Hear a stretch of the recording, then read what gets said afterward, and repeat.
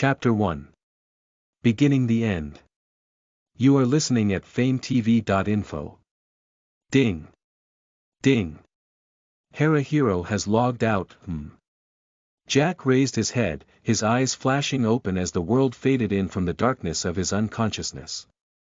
He had just been sleeping in .game following already being online for the past 24 hours. Hero.san was online. I'm surprised Mamanga.san didn't wake me up. His eyes tracked the throne room of the great tomb of Nazarick. His eyes then traced his friends list. It appeared only Mamanga was online.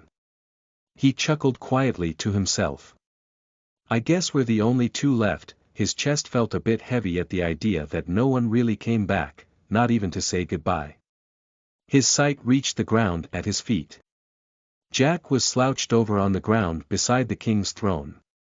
An item which belonged to Mamanga, which decorated the massive great hall that was within the home of Ains Olgauns Nazarick. Taking in a slow breath, he exhaled sharply. It wouldn't be long for him to show up. Forcing himself to smile, Jack would remain sitting as he opened his item box, taking out a holographic image of his sister. His electric violet blue eyes shined in the dimly lit room. His wings tucked behind his back. Why'd this have to end? His eyes shifted to the two gigantic doors of the throne room. There was only silence. Jack could just imagine the guild members congregating. Coming together and talking. They'd poke fun, talk about their day. New ideas for NPCs, be it a minor change or a new addition. Locking his sights on the ring upon his finger, he smiled genuinely now, caressing it with his thumb even though he wouldn't feel it at all. Using the ring to teleport, Jack arrived at the round table room on the 9th floor, just in time to hear a fist crash down on the table itself. Startled, he raised a brow and turned his head to see the disturbance was Mamanga himself. No one else came. Letting out a sigh, he scratched the back of his neck as if it would be of some comfort to himself. He kinda missed Bukabukagama. He was expecting her to show up. Yet as he looked at the clock, it didn't really appear that she would be surfacing. Trying so hard not to let out another sigh, his eyes rested on Mamanga, who was silent for a few moments. Oh, Cypher. San, I see you're awake. Heh, it's good to see you're still here. Hearing the man's voice, the voice that had invited him to the guild, Jack couldn't help but smile brightly. His eyes seemed to shine even in this ambiently bright room with white walls. It's good to see you as well, Mamanga.san. I plan on staying until the end. In his right hand was his sister's holographic photograph. Mamanga's eyes rested on the item for a few seconds, wanting to himself though it wouldn't be all that visible due to his race as Overlord. Good to know I won't be here alone. I just saw Hero.san logged off. He say anything? He hopes to see us sometime, somewhere else. Oh boy. Well, the world is small. His fingers caressed at the sharp edge of the photo. Especially if you consume all of it, it'll only get smaller. Mamanga joked, both of them sharing in a laugh, shaking their heads. Smiling faces appearing in their little speech bubbles. I needed that. The Overlord would slowly raise from his chair, lightly nudging it out of the way as he settled his gaze on the staff of Ains Olgaun. A weapon that only he could use, something that all the members had contributed in creating. It was truly magnificent. Mamanga, who had been feeling betrayed just seconds ago, finally concluded no one had done so. Jack watched as the fellow supreme being appeared to be floating across the floor thanks to his long luxurious divine class robes. He placed his left hand over his sternum as he finally closed his other around the photo in his grasp. The reckless sacrifices and reality that had been done to get that staff as it was. Both of the men were remembering, especially as they'd go directly home from work and play. And even take vacations on the same days. It made a lot of people at their place of business raise brows, but it wasn't that unusual. Both of them were single, they went to bars together with the people they worked with, they were friends. Best friends. It was hard to believe that 37 out of the 41 who were within the guild quit. It left only a mere 4 or so people left. It was depressing, heart-wrenching, as all this hard work and money poured into this game was about to disappear. Jack never saw this coming. As Momonga reached up and grasped the staff by its neck, it would give off a shadowy dark smoke as he brought it down to his level, from the display. Behold! This is the testament of our guild. Jack grinned at Momonga's proclamation. Turning towards Jack, Momonga tapped the butt of the staff against the ground before he began to walk with the golden guild weapon in his hand. Let's go, he gestured with one of his skeleton hands for the door to the room.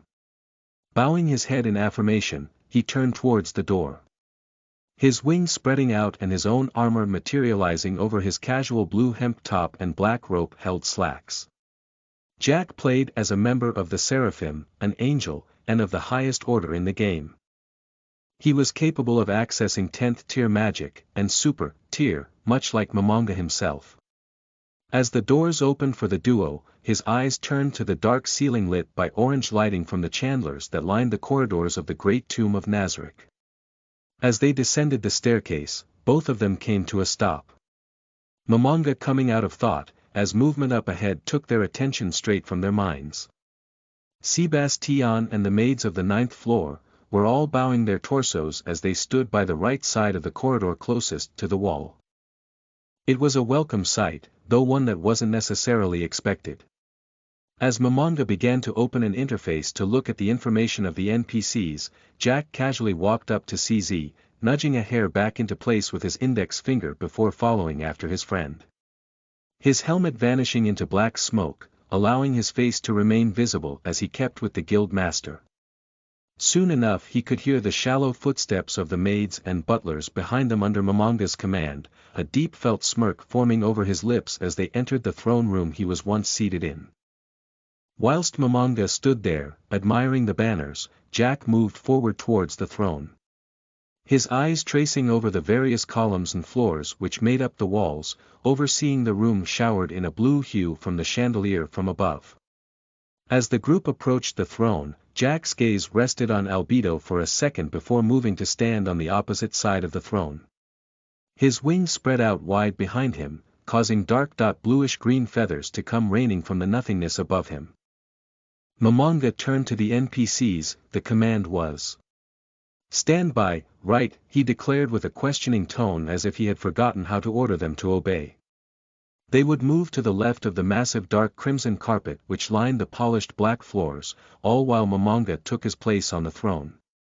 After a few seconds, Jack watched as his friend turned his attention to Albedo. He raised a brow, silently watching as he started scrolling through her settings. Her personality description. When Momonga suddenly looked up at the succubus, however, Jack lightly knocked on the throne. "What's wrong, man?"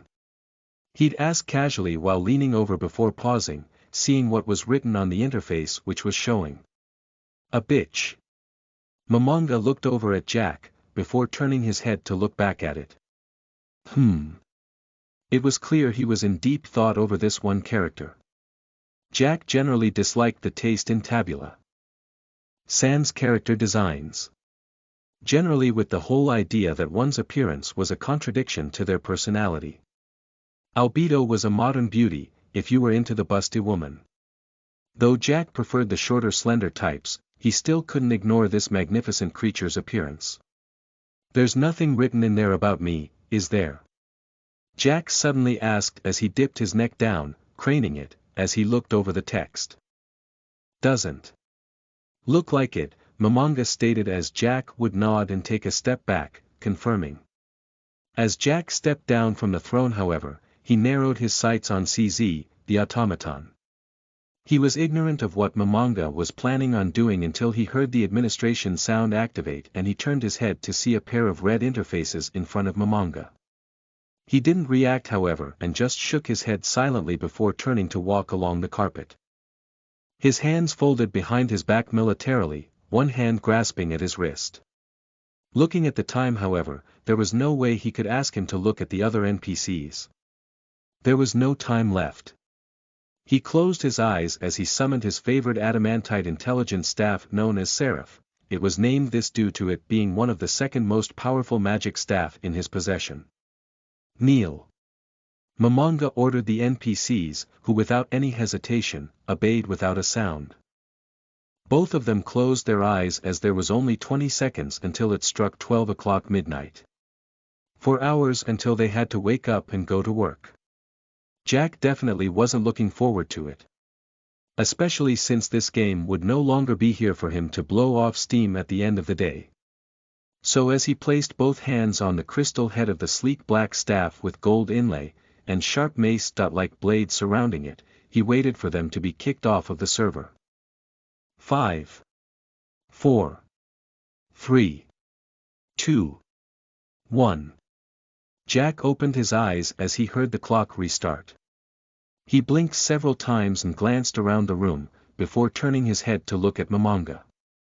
Both of them wore a surprised expression, though it was mostly seen in Momonga's eyes than the rest of his expressionless face. The first thing Jack noticed, however, was the lack of the visual interface. There was no logout button, no map, nothing. On top of that, the hot bar was gone, yet he felt the magic spells in his mind. What in the? Seeing his friend try to access the console and fail, he raised a brow. Momonga.san. Momonga shot up in a panic. It's you too. Jack frowned as the idea of not being able to log out didn't sit well with him. Even if he didn't want to go to work, he didn't want to not go either. Money was money and there were always other games in which he could play with his friend. What's wrong, Momonga.sama, cipher syntax. Sama. That's when Albedo spoke in this saintly angelic tone which caught both the supreme beings off guard. What? Jack stared at Albedo, then his eyes drifted over towards the maids and butlers of the 9th floor, then back towards the head guardian. Momonga.sama, Momonga.sama. Are you alright? The kneeling Albedo seemed to be frantically asking for his well-being. If Jack wasn't overwhelmed by the whole problem of not being able to log out or access the other functions, he would have started laughing. Is there a problem?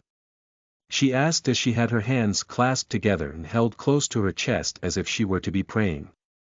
Her eyes looked up at him with great worry. Jack stared at the woman standing before Momonga. Reality was beginning to sink in. The NPCs have gained sentience. Placing a hand on the side of his head, his eyes averted toward the ground as if he was getting a headache. Oi. Onii.sama, a voice chimed as it erupted from the throne room doors that were creeping open slowly. Oh. Raising his head with a low groan leaving his throat, he'd turn his head. Entering the room was a small girl with super short curly brown hair and blue eyes. She was dressed in a plain white button-down shirt with a black sweater vest and khaki shorts and high socks with loafers. No, the voice that he heard was his sister's. The face, the way she took each step with a spring in it, everything was based on his little sister. He had written everything he had remembered of his sister in that console when he put together that homunculi that was trotting towards him. Please. The lifelike energetic smile and giggling felt like it was going to rip out his heart and lungs. She wasn't built for combat, she had all maximized production professions other than the job as gunner.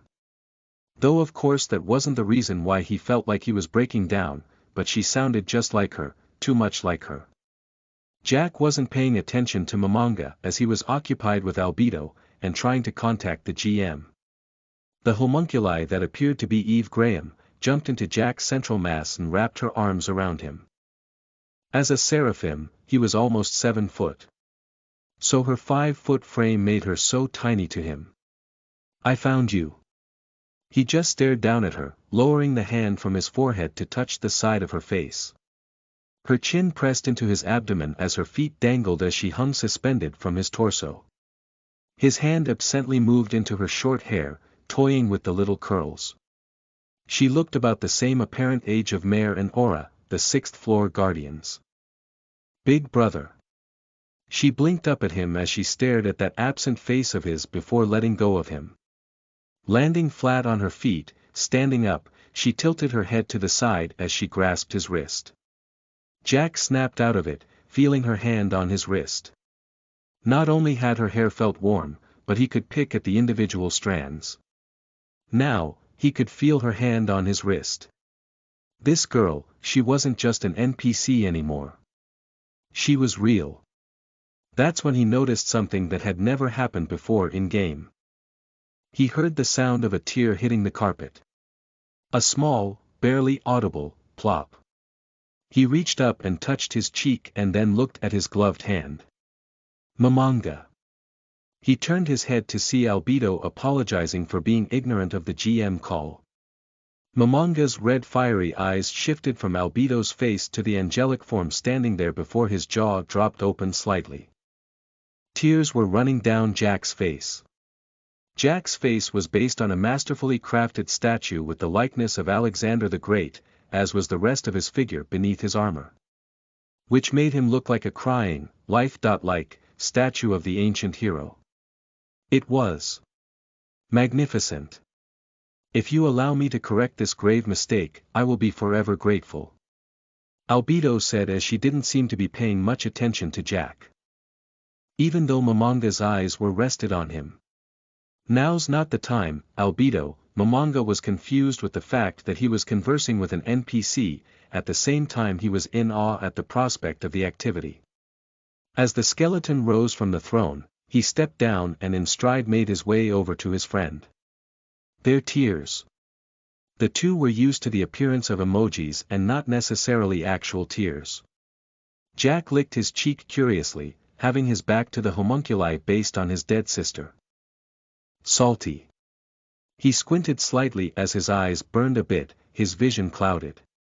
Turning to his sister, he smiled falsely, "Go to my room, okay? You always wanted to look at my things, right?" The homunculi's blissfully ignorant smile reached an extravagant scale before she nodded, starry-eyed, as she rushed out of the room and disappearing behind the closing door. Letting out a shaky breath, he went to wipe his face with his gloved fingers, before narrowing his eyes on a cute embroidered handkerchief that was being held to his face. Before him, standing there on her tippy toes, was CZ trying to wipe his face. Leaning down a few inches, he felt the soft cloth touching his face. She had this emotionless look on her face and in her one visible eye. "Thank you." CZ nodded before tucking the handkerchief into her sleeve before sticking a 1 yen sticker on the neck plate of his armor and stepping back into line with the others lined up along the carpet. Mamanga watched this as it happened before turning toward Sebastian. "Sebastian." He called upon the head butler. Yes, he'd bow with his hand over his chest and shoulder. After a few seconds of hesitation, Mamanga relayed his order, "Step outside of the tomb and confirm the surroundings around Nazarick." With a hand over his mouth, he would walk back over to the throne, with Jack close behind. "Understood, Mamanga-sama." The butler stood up straight the moment he was given the order and spoke with a strong tone that advertised his powerful exterior. As he was to excuse himself, Jack's eyes watched the dragonoid as it left.